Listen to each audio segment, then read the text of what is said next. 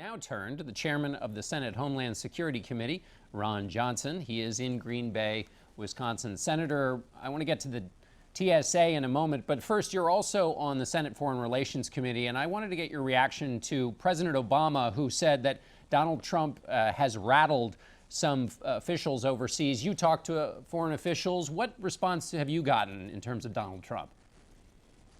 Well, good morning, John. Well, first of all, I think what you realize about Donald Trump, he's actually serious about rebuilding our military, defeating ISIS, securing our borders.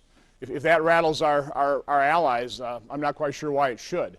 We have to strengthen our economy so we can have a strong military, so we can actually defend this nation, defend our homeland. And you're talking to Senator Sanders about Hillary Clinton's email scandal. You know, what isn't being discussed is how reckless and dangerous her private email server was. You know, I've been in business a lot, and I've done a lot of negotiating. I can't think of something more helpful than knowing the email traffic between the negotiator and headquarters, and that's really what Hillary Clinton put at risk. You have to assume that our enemies and our adversaries had access to every email that ever went over her private server. Did it affect their actions as results? Is it related to, for example, Vladimir Putin's invasion of Crimea or eastern Ukraine? What about the negotiations with Iran? What about Assad?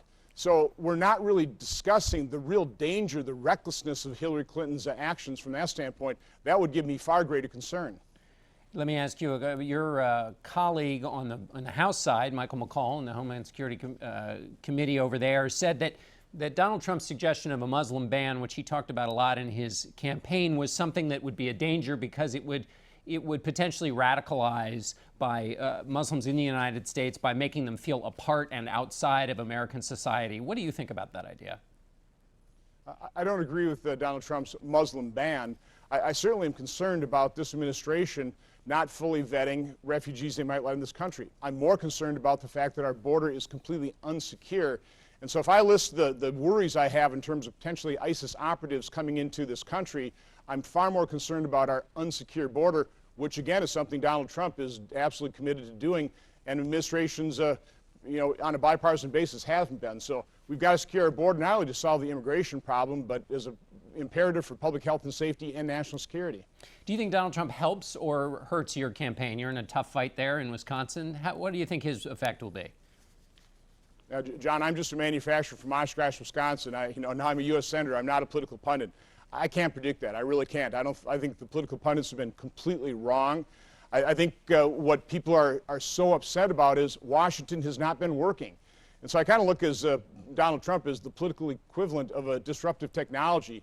Not exactly sure where it's going to take us, but I know he would definitely represent change. It's certainly what I'm trying to do in Washington, D.C. I'm trying to shake up the system. Americans are justifiably angry the federal government has not been working. It is a rigged system, by the way, but it's because government is controlling so many things. People are forced to play the game, and while they're there, they might as well rig it. So from my standpoint, the root cause really is the government that is doing so many things that it never was intended to do and doing it quite badly. Look at the VA healthcare system. We're holding a hearing in Toma, Wisconsin about problems that have been known since 2004. The bureaucrats, the Office of Inspector General, did nothing to solve those problems. So I'm just hoping our fellow Americans take a look at what Bernie Sanders is trying to sell, socialism. Didn't work for the Soviet Union, in Venezuela, what should be the island paradise of Cuba, and look at the misery in North Korea. So we've got to wake up. Socialism isn't going to work. Big government doesn't work. Free market capitalism combined with individual liberty actually does work for this nation. What's your take on the TSA? They've had troubles. You mentioned the VA. The TSA has had its own problems. What's going on there, and can it be fixed? Well, it's also bureaucracy. I don't envy Admiral Neffenger's task of trying to figure out how you keep this nation safe. The root cause, of course, is Islamic terrorists. Look at the cost. The TSA has cost America about $100 billion since its inception because of Islamic terror. So I would go to the root cause. Let's defeat ISIS. Let's defeat Islamic terror wherever it resides. And what we do need to do is just be a lot smarter in terms of how we do airport security. Layered defenses. We need to beef up the number of K-9 units we use. No technology can beat the benefits of the nose of a dog. So there are things we can do. I think TSA is appropriately redeploying assets to really address the surge of some of these large airports. We're going to have Admiral Neffenger in our committee hearing on June 7th, and we're going to really take a look at what he's done in his first 11 months in terms of analyzing what's wrong with the TSA and what we need to do to fix it. All right, Senator Ron Johnson, thank you so much for being with us this morning. Have a great morning and Memorial Day. You too. Thank you. And we'll be back in a moment.